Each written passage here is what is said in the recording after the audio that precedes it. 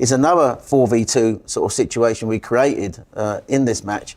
And that would be when Zinchenko becomes inverted. So now you've got like Partey and Zinchenko. There's their two again. And then you've got Xhaka and Odegaard either side of those two. There's another 4v2 sort of situation. There was sort of like times in the way we played out, we played through them very comfortably because we were able to play around. What I thought then Conte did in this game, if you highlight the 4 there, the 4v2. The 4v2 in the diamond and the 4v2 here, the way it's set up.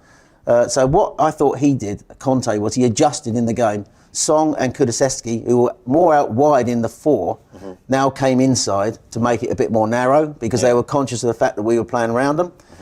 That then enabled us, I thought, really well to use our wide players and get Saka one-on-one with Sessegnon and Martinelli one-on-one with Doherty, who I don't think those two players are great defenders. They might be good going forward. I certainly think Perisic was a big miss for them on that side. But this, again, the moment that Conte adjusted, Arteta then was instructing his team, I thought, to play out wide. And that's where we started having joy as that first half went on that right-hand side. Odegaard and Saka combined a lot, and it led to our 2 goals, James. I think, and you mentioned that midfield, and rightly so, I think that's ultimately when the ball, where it's all won and lost. And I think this player here, Thomas Partey, I think the lack of plan and the lack of intensity they showed to try and stop Partey playing football is criminal.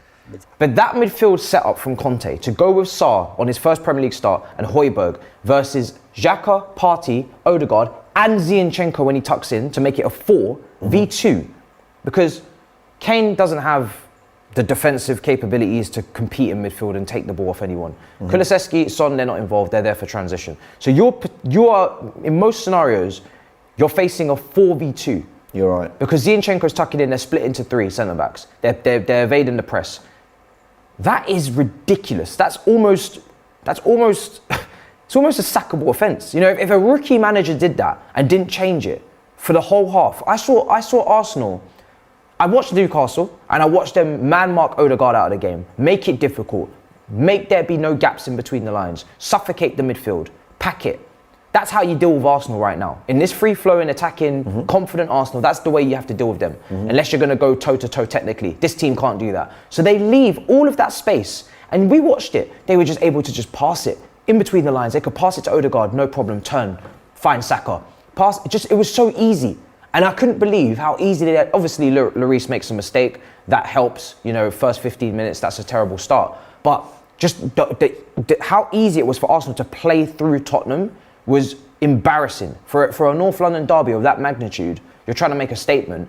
And yes, we talk about humbling yourself, right? Manchester United at home to Manchester City, 29% possession, but they understand there's a job to be done, there's a result to get. Tottenham, it's like Conte, shockingly, from a manager of that type of style, decided we're just going to go out there and we're going to go toe-to-toe, blow for blow, and he lost. Yeah. And you could never recover it. And Tottenham have been poor first half starters all season. Their first half was poor in this game. They tried to revive it in the second with Kulusevski. Son started to pull off to the right because he was poor in the first half. Sessegnon wasn't giving him any help. So he tried to pull off to the right, come central and start to do combination play down the right. It was too late. Too late. Do you know what's mad? I think you're being kind. And what I mean by that I am. You said blow for blow. I think they did the footballing equivalent of being in a ring. Someone throws a punch at you and you kind of go like this. By the way, that's what I'd be like in a boxing ring. That's why you'll never see me in one of these YouTube boxing fights. Imagine that. But, you know, they did the equivalent of just, like, I'm not sure. The amount they stepped off Thomas Partey, let me show it here. The amount of space so annoying. They gave him. Yeah. Just said, we don't really... Kane at one point was just kind of jogging next to him. Now, he might have been instructed to do that. I'm not coming for Kane. But if you look at the 2 goals... Kane's not pressing forward, that's the problem here. So you're not going to get that from Kane, which is why you have to pack the midfield. The space he has here, Thomas Partey, to just pick up the ball and do what he wants. Let's put it down to half speed. What's the one thing Saka's going to do? Well, is he maybe going to come short, but he can run and beyond because there's a load of space. So he just goes, yes, please. He just sprays that pass out to Bukayo Saka, completely unchallenged. It's a shocker from Lloris. He gets the ball, and then he goes around the outside of Sessegnon a little bit, slight deflection. Lloris puts it in the back of the net. But Partey, they let him have all the time in the world. Yeah. And then you look at the Odegaard goal.